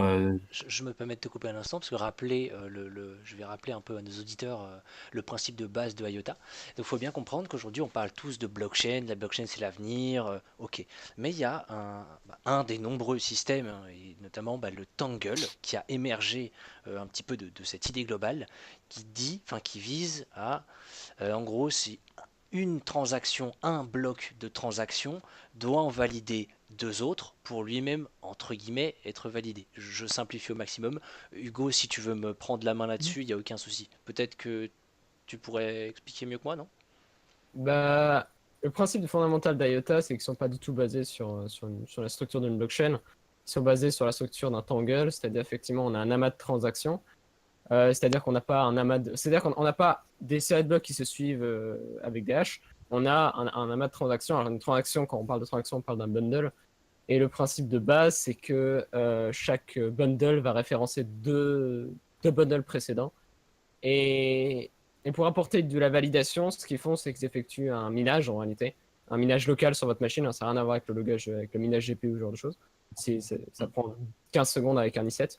C'est juste en fait pour dire, voilà, j'ai effectué un minimum de travail pour pas spammer le réseau. Et le principe ensuite, c'est qu'on va avoir cet amas de transactions. Et plus les transactions vont avoir, plus on va avoir d'amas de transactions, en fait, plus on va considérer que c'est valide, parce qu'il y a beaucoup de gens qui ont construit leurs transactions sur cet amas. Sachant qu'après, bien évidemment, s'il y a quelqu'un qui essaie de dépenser plusieurs fois des coins, hein, des tokens, il le dépense. Alors, la version courte, c'est que c'est résolu à l'heure actuelle, tout simplement parce que, disons qu'à l'heure actuelle, le truc, c'est que le réseau fonctionne sur ce principe-là, mais si jamais on a effectivement un attaquant qui a plus de 50% de la puissance de traitement en proof of work d'IOTA, il pourrait faire des tangles ultra lourds et valider des transactions qui ne pourraient, comment dire, transactions qui sont de la double dépense. Et le truc, c'est qu'à l'heure actuelle, pour éviter ce genre de choses, ce que fait la fondation, c'est qu'ils ont déployé un coordinateur, c'est-à-dire un serveur central, qui va faire des milestones à rythme régulier, qui sont des transactions spéciales qui sont ultra lourdes en fait en termes de Avec l'attaque à 31% possible. Non, là on est sur du 51, enfin du 50% plus ça, on n'est pas sur une attaque byzantine. Là oui, c'est une attaque byzantine, mais c'est pas une attaque byzantine BFT. Mais ce que j'essaie d'expliquer, c'est que à partir du moment où tu as plus de 51%, 50% plus 1 de comment dire ça, de puissance de traitement, tu peux spammer le réseau avec des transactions lourdes. Et vu qu'elles sont toujours plus lourdes que le reste du réseau, tu peux choisir un peu quelles transactions vont être validées ou pas. Et tu peux, si jamais tu peux forcer, disons, certaines manips pour faire de la double dépense. Et du coup, j'ai une question pour revenir sur la question principale, c'est en termes de scalabilité moins faible de IOTA ou... Je sais pas s'il y a réellement un point faible dans IOTA, mis à part que c'est pas Bah oui. encore au point et qu'il n'y a pas de, il y a pas encore de, comment dire, il y a pas encore réellement d'utilisation, même si je pense que c'est en voie de développement. Il me semble qu'on Baptiste s'occupera de voir tout ça, mais on va essayer d'inviter des personnes qui sont vraiment entre guillemets pro IOTA et qui travaillent avec IOTA, si j'ai bien compris Baptiste. En France, on a une très très bonne communauté. Je ne sais pas si vous connaissez le groupe IOTA FR. Je pense que pour certains, oui, c'est la plus grosse communauté crypto IOTA en Tout à fait, France. ouais. Avec Jodonné qui est extrêmement bon, Ju qui est bon. Enfin, ils sont tous super bons. T'as le mec qui a fait le guide de IOTA France qui est extraordinaire. Il connaît l'IOTA comme sa poche. Et je pense que rapidement, on va les faire intervenir sur IOTA parce que l'IOTA, c'est au-delà de la blockchain, c'est un sujet, rien que le Tangle, il y a à boire et à manger pendant des heures. Le Tangle, sa grosse force, c'est qu'il fonctionne à chaque fois. Son nombre de transactions, si je comprends bien comment le Tangle fonctionne, c'est que le nombre de transactions augmente au carré à chaque fois. On passe de 1, 2, 4, 8, 16, et j'en passe, c'est des meilleurs, quoi. C'est exponentiel, ouais. Mais IOTA, c'est extraordinaire. C'est un projet qui en plus avance. Les développeurs sont fous derrière. Il y a une communauté énorme. Il y a des partenariats fous furieux. C'est vraiment une des crypto-monnaies vraiment à suivre. Dans le prochain bull run, je pense que ça va faire très très mal. Et même en termes d'innovation technologique. Comment? Je suis plutôt d'accord avec toi, Baptiste. Et d'ailleurs, l'une des grosses innovations de IOTA, dont toute la communauté parle souvent, comment ça s'appelle, les ordinateurs quantiques qui, Ouais, en fait, mais ça, c'est autre chose. quand Le facteur Q, Ouais, enfin, ça, le facteur Q, c'est un ça peu reste du misé sur théorique. l'avenir, on ne sait pas. c'est ultra Fusion théorique. nucléaire, c'est une seule. Ouais. Mais par contre, tu vois, sur tous les ordinateurs de bord, sur tout ce qui est objets connectés, parce que les objets connectés, c'est comme aussi l'avenir, techniquement parlant, il y en aura partout, quoi. Ton frigo sera connecté, ta clope électrique sera connectée, tout sera connecté, tes chaussures seront connectées. Enfin, là, Et il y a pas IOTA, il besoin sera là d'IOTA, partout. hein. Non, oui, bien sûr, mais ça peut apporter une énorme plus-value en termes de transactions, en termes de tous les points de vue technologiques, quoi. IOTA résout tous les problèmes. Quand il y en a, bien sûr. Euh, Tout à l'heure, c'est qui avait sorti par rapport au fait que Ethereum, vu qu'il ne met pas de limitation sur ses transactions, grossit très vite. C'était moi, je crois. Voilà. Alors, je veux juste répondre là-dessus et venir sur IOTA, justement. Alors déjà, si il y a une limitation en réalité, il y a bien une taille de bloc qui est en gaz, maximal par bloc, qui est dynamique, mais qui existe bien. Et si jamais on a eu des frais ultra élevés ces dernières semaines, parce qu'on a un échange chinois qui a l'excellente idée de dire vous faites une transaction, vous faites un deposit et pour chaque deposit, on vous crédite tant de shitcoin. C'est Voilà, pas donc Idax forcément qui a les fait gens ça? spammaient. De quoi? C'est pas Idax qui a fait ça? Aucune idée. Je crois que c'est Voilà. Fcoin. une Ça, connerie. c'est décentralisé, IDAX, Baptiste. C'est pas. Non, alors. Ah oui, l'échange d'IDAC. Non, ça n'a rien à voir, c'est pas lui. C'est pas... C'était un échange chinois. Enfin bref. Et bref, ils se sont amusés à spammer le réseau. Mais non, il y a bien une limitation sur la taille des blocs. C'est pour ça qu'on pousse vers Plasma et le sharding et Proof of Stake. Mais pour tout ce qui est cette limitation, justement, si tu veux un réseau qui n'a pas de limitation, IOTA est un bon exemple. Et pour le coup, j'ai des très bonnes informations là-dessus, puisque je connais le créateur de TheTangle.org, qui est le principal block explorer IOTA. Et ils ont commencé à avoir des sérieux problèmes de stockage, parce que les gens font une transaction n'importe comment, parce qu'effectivement c'est très facile et ça a peu de conséquences. Mais la réalité, c'est que ça commence à faire très, très, très lourd au niveau des données pour les nœuds. C'est pour ça qu'en fait, ils sont obligés de snapshotter tous les 3 à 6 mois et d'effacer tout l'historique de transaction. Du coup, quand vous effacez tout l'historique de transaction, vous perdez la traçabilité d'un côté, mais vous n'avez pas trop ce problème de stockage. Mais du coup, le souci dans l'histoire, c'est que si jamais vous voulez avoir l'historique de traçabilité, vous êtes obligé d'être un archive node. C'est-à-dire que vous êtes obligé de garder l'historique de tout ce qui s'est passé avant les snapshots. Et c'est ce que fait TheTangle. Et le résultat actuel, c'est qu'à la vitesse... je ne vais pas donner de chiffres parce que j'ai pas de chiffres, mais à la vitesse actuelle, ça va peser des terras dans des mois. Dans quelques mois, ça va commencer à peser des terras, le Tangle. Et ça va Mais commencer à peser imaginons des quand, ce subs. sera vraiment, imaginons quand ce sera vraiment utilisé dans le monde réel, quoi. Ça va être catastrophique. Bah, voilà, il y a tout un tas de problèmes avec IOTA. Je dis pas que c'est de la merde non plus. La Loin de là, il y a beaucoup technologie d'innovations. Mais... évoluera, je pense. Pour Oui. l'instant, on n'est qu'au C'est clair. balbutiement de tout, que ce soit pour le Rappelle-toi Bitcoin, des pour modems Ethereum. 56K, hein. Voilà, exactement. Il faut laisser le temps au temps, je pense. Et on avait d'ailleurs une dernière question de notre ami Gotak. Je te Oui. laisse la parole. Du coup, je connais, enfin, je m'intéresse un peu plus à IOTA par rapport aux autres cryptos, mais je voulais savoir si vous connaissez d'autres cryptos qui abordent la scalabilité vraiment de Oui. manière optimale. Il y en a pas que maintenant, mais... Voilà. Deux, trois Lesquels? principales, Bah alors tout d'abord, sur ceux qui sont déjà en production, on a Ethereum, tout simplement. Allez pas chercher si loin que ça. Tout simplement parce qu'ils travaillent Oh. directement sur le... Alors après, je parlerai de ceux qui sont pas encore connus. Mais parce qu'ils travaillent directement sur... ils travaillent directement sur le sharding. À l'heure actuelle, ils ont même changé de plan. Maintenant, ils veulent directement faire une upgrade où ils font directement le sharding et le POS en même temps. Voilà, donc si vous voulez du scaling, le sharding permet dans la théorie d'avoir une blockchain qui est scalable à l'infini, sans que ça pose de problème. Mais on est un peu dans la théorie. Tu Si peux vous voulez la expliquer un petit scalabilité... peu le sharding très brièvement et très simplement? Ouais, enfin, c'est compliqué à expliquer, mais la version courte, c'est que, J'imagine, mais voilà, en version courte, s'il te c'est plaît. que on a toujours une blockchain en fait, mais on partitionne notre blockchain en sorte en shard. Voilà, c'est des morceaux de blockchain. Et du coup, ce qui se passe, c'est que quand tu as besoin d'interagir, bah, si tu as besoin d'envoyer une transaction vers un autre utilisateur, bah, s'il est dans ton shard, c'est génial, tu as juste à envoyer l'information à ton shard. Mais si jamais il est dans un autre shard, bah, tu fais une transaction inter-shard. Ce qui va consommer l'équivalent d'une transaction sur ton shard et une transaction sur le shard de réception. Et l'avantage, c'est que du coup, on segmente le réseau en plein de petits shards et on subdivise la capacité, la charge du réseau et du coup, on augmente fortement la scalabilité. Sachant que vu que tu peux faire ce qu'on appelle du quadratic sharding, pardon, c'est que tu peux faire des shards de shards, on a théoriquement une solution de scaling infinie.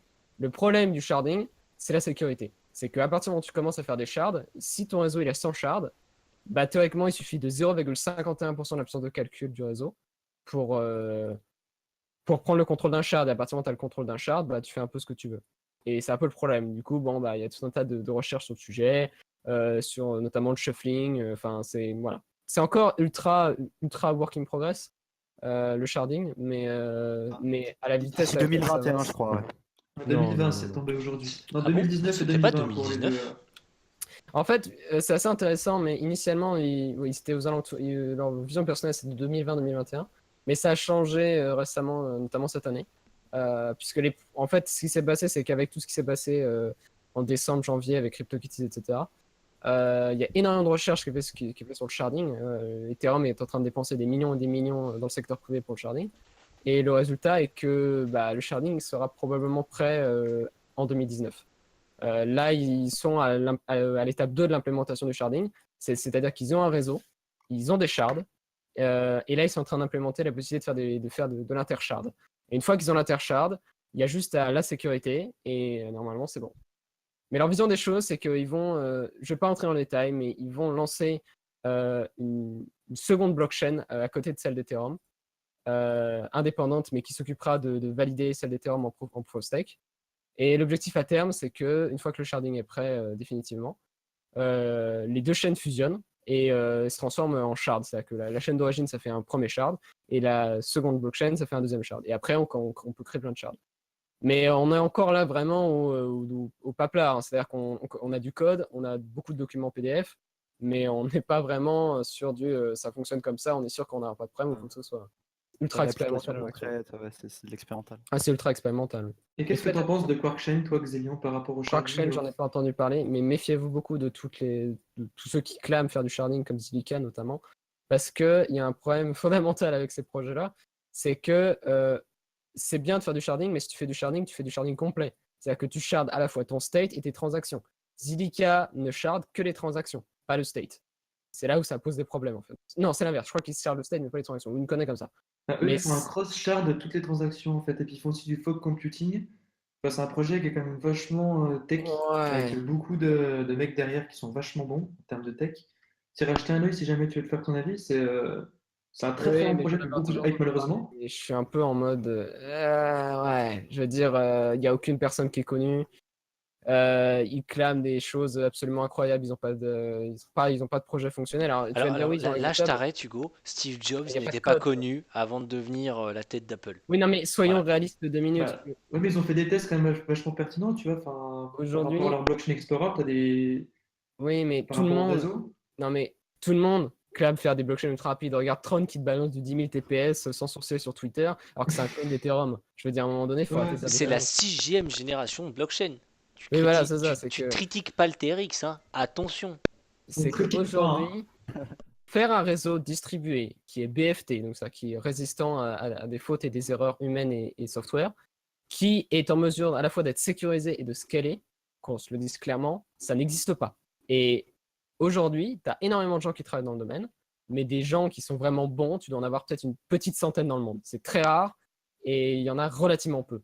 Et dès qu'on a une nouvelle blockchain qui est en mode révolutionnaire, voilà. Moi, personnellement, je préfère utiliser surtout la prudence, parce que, surtout quand c'est un ICO, hein, parce que là, QuarkChain, c'est donnez-nous l'argent et ensuite on fera votre blockchain. Moi, c'est pas comme ça que ça fonctionne. D'abord, tu fais la blockchain, si elle est bien, on te donne l'argent. Voilà, c'est comme ça normalement que ça censé fonctionner.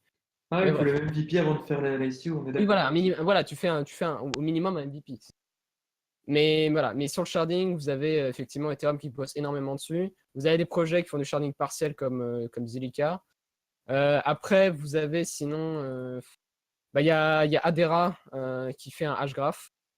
L'Adera hashgraph, le truc avec Adera, c'est que au niveau de leur consensus, c'est assez similaire à Ripple, dans le sens où les validateurs, ce seront des entreprises qui travailleront avec Centralisé, Adera. ouais.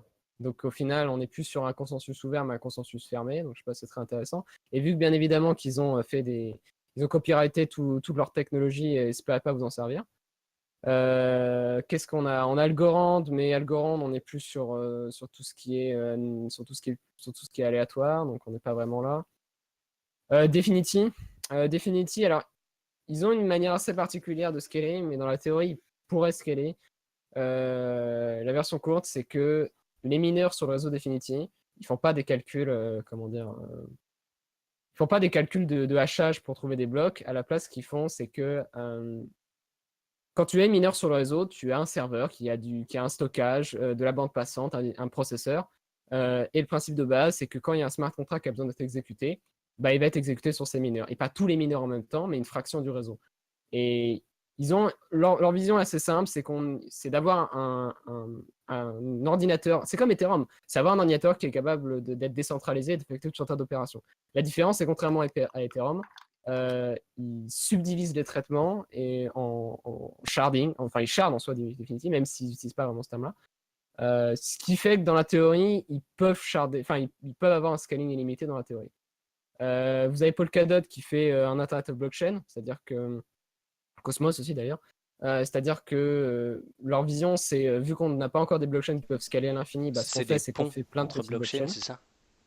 Non, on n'est pas sur des ponts, on n'est pas vraiment sur du bridge, on est sur un protocole sur lequel tu peux construire des blockchains qui sont interconnectés.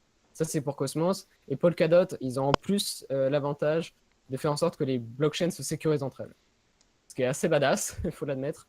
Mais encore une fois, c'est tous ces projets, tous ceux que je vous raconte, ils sont tous en développement. Il n'y en a aucun qui est vraiment en production. On reste toujours sur du work in progress dans tous les C'est cas. ça. Mais il faut laisser, ce que je disais encore tout à l'heure, il faut vraiment laisser peut-être, faut vraiment laisser le temps au temps. Et peut-être que des projets qu'on considère aujourd'hui comme merdiques, je peux prendre l'exemple du Doge. Bon, je sais que ça donnera jamais rien de majestueux, même si ça reste le Doge et que je l'affectionne un petit peu, mais peut-être qu'un jour ça deviendra quelque chose de potentiellement utilisable au quotidien. Alors j'extrapole, je sais que ça ne se fera jamais, quoique, on n'est jamais sûr de rien, j'extrapole bien la chose, mais vraiment laisser le temps aux technologies de se développer. Et peut-être même qu'un jour, on arrivera à trouver, je dis bien peut-être, à trouver un consensus sur Bitcoin. Je rajoute encore une fois un peut-être. Oui, je sais que... Son consensus, c'est le proof of work. Hein, je veux dire, c'est le consensus Nakamoto. Non, je parlais d'un consensus dans le sens où tout le monde est d'accord pour le faire évoluer dans un seul sens et pas de Ça donner n'arrivera jamais. lieu. Et la Et surcouche peut-être. Lightning Network est déjà lancée sur Bitcoin. Oui. Elle fonctionne sur Enfin, c'est de la merde, mais elle fonctionne. Oui. Voilà, Est-ce que il y tu a peux des un peu problèmes. nous parler un peu du Lightning, Louis? Moi, parler du Lightning, donc oui, je peux parler du Lightning dans le sens où donc c'est la solution aujourd'hui qui est envisagée, qui est explorée et qui a été développée pour Bitcoin pour justement permettre d'absorber plus de transactions. Donc ce fameux problème de la scalabilité. On n'entend pas parler du sharding du côté de Bitcoin, c'est pas une solution qui fait beaucoup écho en fait dans la communauté de développement, j'ai l'impression, au niveau des développeurs Bitcoin. Mais par contre, effectivement, ils ont travaillé sur le Lightning Network. Et il y a plusieurs implémentations aujourd'hui du Lightning Network. Ça veut dire qu'il y a plusieurs équipes de développeurs différentes qui travaillent sur le Lightning Network pour en faire une réalité. Donc il y en a une en France, notamment, mais pas que en France, voilà, qui s'appelle A5, qui a sorti une application qui s'appelle Eclair, qui est une application mobile Android, qui fonctionne et qui permet déjà aujourd'hui de faire des transactions Lightning. Donc Lightning, qu'est-ce que c'est? Donc Hugo en a déjà plus ou moins parlé en parlant des surcouches. Donc on va avoir notre blockchain et d'habitude on fait nos transactions sur la blockchain. Là avec Lightning Network, on va sortir nos transactions de la blockchain. On va faire des transactions qu'on va appeler hors chaîne. Donc comment ça fonctionne? C'est assez compliqué. C'est basé sur la base Dans un des canaux système de paiement. de subcanal, il me semble. Alors en fait, ouais, c'est une sorte de réseau de canaux de paiement en fait. Je pense que c'est même assez bon. Donc, Hugo, si j'ai des choses absolument fausses, corrige-moi. Non, Mais non. normalement, C'est globalement, c'est ça. c'est basé sur le principe des state channels, mais oui. Enfin, la version courte, c'est que c'est un réseau de payment channel. Voilà. Voilà. Donc, c'est un réseau de canaux de paiement. Et en fait, les canaux de paiement, c'est vraiment en fait, ça basé sur des smart contracts, mais très basiques en fait. Puisqu'en fait, on peut faire des smart contracts sur Bitcoin. Simplement, ils sont ils sont très simples parce que le langage sur Bitcoin qui s'appelle script est très contraignant. On ne peut pas faire grand-chose avec, mais Non, il s'appelle pas script, il a pas de nom, c'est tout. Mais effectivement, quand tu entends parler, il y a écrit script. Mais oui, voilà. c'est juste du scripting en fait. C'est qu'il n'y a pas de Voilà, langage. avec les opcodes, etc. Et donc du coup, on est capable quand même d'étendre Bitcoin et de faire des canaux de paiement. Donc les canaux de paiement, ça existe depuis longtemps. Donc ça, c'est assez simple. Un canal de paiement, à la base, c'est simple. Donc, vous avez deux personnes et elles vont donc établir un canal entre ces deux personnes. Et en fait, on va pouvoir faire des transactions dans un sens et dans l'autre sans avoir besoin d'inscrire une transaction sur la blockchain. Donc, on fait une première transaction d'ouverture du channel et ensuite, on va faire les transactions en dehors de la chaîne. Donc, ça va être des transactions en fait, voilà, de canal de paiement, mais qui ne seront pas déposées sur la blockchain. Et ensuite, si on veut revenir à la blockchain, on réémet une nouvelle transaction qui là va venir inscrire. On va faire les comptes en fait. C'est comme si on avait, voilà, on allait dans un bar et on prenait les consommations et à chaque fois on inscrivait cette consommation, mais on ne paye qu'à la fin en fait, d'une certaine manière. Alors, ça peut porter un peu confusion ce que je veux dire parce que les transactions dans les canaux de paiement, elles sont aussi bonnes que les transactions sur la blockchain, en fait. Parce que Non. à tout moment, on a la possibilité de revenir sur la Alors, blockchain en cas de désagrément. On peut voilà, settle les transactions sur la c'est blockchain. pas considéré aussi sécurisé que sur la blockchain Bitcoin pour la seule bonne raison que les informations de ta transaction, elles sont stockées sur ton nœud. Et si jamais ton nœud se fait pirater ou ton ordinateur tombe en panne ou X ou Y raison, ou ton software il plante et il fait n'importe quoi, ce qui peut arriver, quand c'est une transaction sur la blockchain, bah, c'est pas grave, hein, tu peux toujours récupérer ton compte. Si c'est une transaction sur un nœud Lightning, bah, tout simplement, bah, t'es liqué. Parce que là, T'as aucune garantie. t'as aucun recours en fait, t'as aucune garantie que tu vas pouvoir récupérer quoi que ce soit. Parce qu'au final, la seule personne qui du coup a les informations, c'est la personne avec qui tu as échangé qui peut, comment dire, faire un rapport à la blockchain en disant regardez, on s'en est arrêté là, alors que toi tu as fait des transactions après. Tu vois. Donc non, c'est pas aussi sécurisé que sur une blockchain. Faut pas. C'est que t'as pas de. Quand c'est une blockchain, c'est absolu. Ta transaction elle passe ou elle passe pas. Quand c'est sur Lightning Network, ta transaction elle est passée, mais derrière pour qu'elle soit réellement validée, il faut que tu envoies les informations à la blockchain et pour ça il faut que tu fermes le channel de paiement. Alors, Ah oui, ça dépend pour faire le si tu penses que settlement, la il faut blockchain est fermer la le seule channel. source, enfin, si tu penses que c'est la source de vérité, oui. Et après, effectivement, je sais qu'il y a des problèmes effectivement au niveau de la sécurité, dans le sens où tu es obligé de garder des informations en ligne liées à la conception de Lightning. Je sais qu'effectivement, au niveau de la sécurité, on a une sécurité qui va être légèrement réduite, et surtout parce que ça doit être le problème auquel tu fais référence. Il y a certaines choses, certains problèmes relativement importants auxquels la solution n'a pas été apportée aujourd'hui. Donc voilà. Enfin, par exemple, il y a des contraintes aujourd'hui qui effectivement sont très dissuasives, telles que le fait que pour recevoir un paiement, on va avoir besoin d'être en ligne. Donc ça, évidemment, c'est une contrainte qui est très forte. Mais néanmoins, si on regarde aujourd'hui les statistiques, par exemple, sur Lightning, c'est une expansion très très forte. Et c'est quand même sur le mainnet, parce qu'on en entend parler depuis très très longtemps. La première présentation, c'était en 2015, il me semble. C'était avec Joseph Poon et Teatrida qui travaille. Joseph Poon qui travaille aussi sur Plasma pour Ethereum. Et donc voilà. Et là, aujourd'hui, on a quelque chose quand même qui est sur le mainnet, parce que on en parlait à l'instant. La plupart des solutions, pour l'instant, c'est des papiers. Pour l'instant, c'est des documents. Et Lightning, ça a été ça pendant longtemps, c'est vrai. Mais là, on a quand même une solution qui, certes, a quelques problèmes, a peut-être même beaucoup de problèmes, mais qui fonctionne quand même. Donc, on peut faire aujourd'hui des transactions qui sont instantanées pour des frais qui sont quasi inexistants sur le Lightning Network. Donc voilà. Après, est-ce qu'il y a Est-ce que encore ce des sera choses la à développer? solution de demain? Non. Peut-être. Ça peut la devenir. Voilà, Alors, ça peut. alors Voilà, évidemment, il y a débat. Il y a débat, mais enfin, une part, parce qu'on va se positionner, on va dire, on va regarder. Enfin, il y a différentes parties en fait. Il y a différentes personnes au sein de tous les ingénieurs. Il y a différents avis sur le sujet. Mais voilà, il y a une faction entière et tous ceux en fait quasiment aujourd'hui qui travaillent sur Bitcoin, parce que ceux qui sont pas vraiment d'accord en fait aujourd'hui travaillent sur d'autres blockchains. Mais voilà, ceux qui travaillent sur Bitcoin pensent vraiment que cette manière-là, elle est viable et qu'elle peut fonctionner. Et le Lightning Network, c'est pas non plus quelque chose.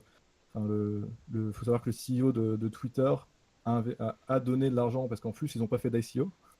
Donc, ils se distinguent un petit peu de cette manière et c'est peut-être frustrant pour nous de ne pas pouvoir investir, etc. Mais ils n'ont pas fait d'ICO. Par contre, ils ont levé des fonds de manière privée et ils ont Mais levé si des tu fonds investis, ça veut dire que tu vas avoir un token à la con. Et si tu as un token à la con, ça va être encore plus chiant pour l'utilisateur au final.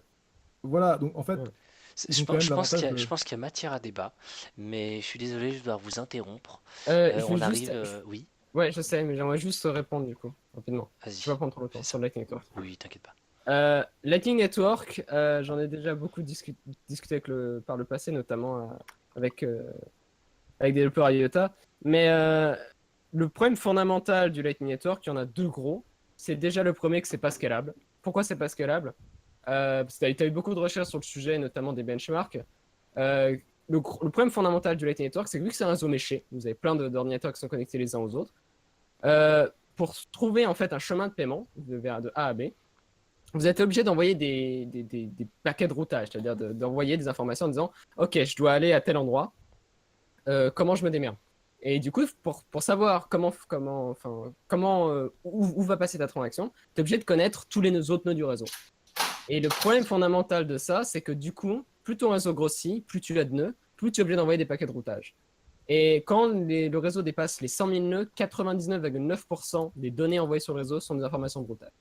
Et il y a une raison pour laquelle Ripple, qui a travaillé sur les réseaux méchés en 2006, avant l'arrivée du Bitcoin, a abandonné cette idée, c'est parce que c'est tout simplement pas du tout scalable à long terme, à cause de ce gros problème de routage, parce qu'à l'heure actuelle, il n'existe aucun moyen d'avoir un routage efficace sur un réseau méché sans que ça ne sature pas le réseau. À partir Pour le moment. Mais peut-être qu'une ça solution fait 30 ans nouvelle. qu'ils travaillent là-dessus. Alors peut-être qu'on y arrivera, parce que mine de rien, on a réussi à trouver un problème au généraux byzantin avec le consensus Nakamoto, mais le truc, c'est qu'à l'heure actuelle, on n'y est pas. Ça, déjà, c'est le premier problème. Alors, la chose assez amusante non plus, c'est que tu peux résoudre ça en centralisant. C'est-à-dire que si jamais tout le monde passe par 5 ou 6 hubs centrales, on n'aura pas ce problème-là. Mais du coup, ça centralise, donc je vois plus l'intérêt du truc. Et le deuxième Certes. problème fondamental, et je vais juste terminer là-dessus, c'est que l'utilisateur experience, l'UX, l'expérience utilisateur sur le Lightning Network est juste horrible. Mais vraiment horrible. C'est que sur la blockchain, c'est un très interfaçage, difficile. ça se modifie. Non, mais là c'est très difficile. Je vais expliquer pourquoi. Et comment tu expliques à l'utilisateur qu'il n'a pas le droit de faire un truc parce que ses coins ne sont pas dans le bon channel? Enfin, le problème fondamental, c'est que déjà la blockchain c'est difficile parce que tu dois apprendre à l'utilisateur le principe d'une clé privée et une clé publique, de comment il doit stocker sa clé privée, de le fait qu'il ne doit pas la révéler, sinon n'importe qui peut faire des transactions sur son compte. Il y a déjà un gros palier, tu vois, pour pouvoir servir de crypto-monnaie. Bah, je pense que les gens ont bien compris comment se servir d'une carte bleue. Ouais, je grossis Ouais, mais encore une la carte chose, bleue, mais c'est 10 fois plus simple qu'une crypto-monnaie. je te Voilà, l'accorde. parce que- Je te l'accorde. Parce que Mais pour des grands-parents, c'est pas aussi user-friendly que. Enfin, Mm. comprends, je veux dire. Mais Je pense que ça les se modifie. étudiants, enfin, les jeunes savent bien comment se servir d'Internet, mais enfin, je veux dire, sincèrement, en prenant un peu de recul, on voit tout de suite que des personnes âgées ou voilà, qui sont pas forcément spécifiquement intéressés par ce domaine, on commence à leur expliquer des trucs qui sont très très vite perdus, et même en leur montrant sur Internet. Enfin, je veux dire, c'est un constat qu'on voit avec notre association, c'est que c'est pas si facile que ça d'expliquer à tout le monde non plus. C'est plus facile à des jeunes, voilà, sans faire d'amalgame ou quoi, hein. C'est plus facile d'expliquer à des jeunes qu'à des personnes âgées, quoi. Bon. Attends, je vais terminer. Je te laisse une minute top chrono, vas-y. Voilà. Et du coup, le gros problème dans l'histoire, c'est que l'expérience utilisateur est vraiment mauvaise, dans le sens où sur la blockchain, ça a besoin d'envoyer une transaction, c'est très simple. Tu mets l'adresse de réception, la quantité, c'est parti. Sur le Lightning Network, il faut que tu ouvres soit un channel vers la personne directement, si tu décides de faire une transaction sur la blockchain, soit tu décides de passer par un channel que tu as déjà ouvert. Le problème, c'est est-ce que le channel a suffisamment de liquidité? S'il n'a pas assez de liquidité, tu es obligé de rajouter de la liquidité en faisant une nouvelle transaction sur la blockchain, ou alors tu es obligé d'ouvrir un second channel. C'est très compliqué. Et le problème, c'est que, mettons que tu as besoin de faire 50 € de transaction quotidien. Pour garantir une décentralisation du réseau, tu dois avoir 8 voisins. C'est-à-dire que ton nœud doit être connecté à 8 autres nœuds. 8 autres nœuds. Ce qui veut dire que tu as besoin d'avoir entre 350 et 400 € qui est en permanence connecté sur ton ordinateur. Parce que je précise aussi que quand tu veux échanger avec Lightning Network, pour recevoir de l'argent, tu es obligé que ton ordinateur soit en ligne, ton nœud soit en ligne. Voilà. Sur la blockchain, tu n'as pas besoin de gérer ça, donc c'est beaucoup plus simple. Mais sur le Lightning Network, tu es obligé pour recevoir un virement, un paiement, que ton nœud soit en ligne. Enfin, il y a tellement de problèmes utilisateurs que l'accès au Lightning Network est très difficile et très contraignant. Et même moi, j'y toucherai pas à cause du fait que ce soit aussi contraignant. Je pense qu'on peut répondre Oui. assez facilement à ça. Je suis d'accord avec toi, je peux pas te contredire là-dessus. Mais on m'a enseigné quelque chose, c'est qu'à chaque problème a sa solution. Faut Et attendre. Bah, un ce petit sera peu. pas le Faut du Lightning. temps, faut du Et temps. ce sera peut-être pas Lightning. Voilà. Enfin, voilà. On a Mais, deux solutions, mais pour la seconde couche, Plasma est beaucoup plus prometteur sur le coup. Voilà, je pense aussi. Après, Lightning, c'était un bon, je ne vais pas dire un expérience, test, voilà, mais c'est bon. une expérience en plus qui potentiellement plus tard pourrait être reprise et améliorée si le besoin s'en fait sentir et s'il y a vraiment un potentiel dessus. Et je pense que On le dernier apprend. mot de cette émission que j'aurais rajouté serait Vive le Sprout. Ok. Le Biscodac. Avec de la Exactement. bière ou sans bière? Bon, écoutez, merci à tous l'équipe. Je suis très content de vous Salut, avoir eu. Crypto Dingue. À toi Louis, à toi Thibaut et à toi Hugo, c'était Je me vraiment permets, top. Quentin, Oui. de te couper 2 petites minutes. Moi, je pense que pour la prochaine émission, ça serait vraiment bien de parler de ce qui se passe en France, des initiatives françaises. Alors, c'est pas pour faire de la pub ou quoi, c'est simplement pour parler des des acteurs en France. Non, non, vraiment, c'est Non, t'as simplement raison. pour On va voir encore dans le nord, discuter. dans le sud, ce qui se passe dans l'est, dans l'ouest. Au Ça niveau pourra des faire vieux, des l'objet, jeunes. ça pourrait faire l'objet d'une nouvelle émission. C'est vrai que ça peut être très intéressant, mais je vais essayer de trouver les bons intervenants pour vraiment cette émission. Je pense que certains d'entre vous en feront partie, parce que ça peut être toujours intéressant aussi de confronter les idées, je pense. Moi, je te ferai un Et point CAC 40. Yes! yes, j'avoue c'est pas mal, c'est pas mal. Bon, merci à tout le monde, merci à nos invités d'être venus ce soir, merci à vous qui nous avez écoutés. Je vous dis à lundi prochain sur Radio Décodeur de 21h à 22h30 et bah, sur notre chaîne YouTube Trading Point et laissez un pouce bleu si vous avez aimé. Bah, écoutez, je vous dis merci à tous, bon trade et à ciao, bonsoir. Ciao, ciao. Et retrouvez-nous sur le chat live sur le Discord si vous souhaitez continuer la discussion après. Exactement. Bye. Bonne soirée à tous. Ciao.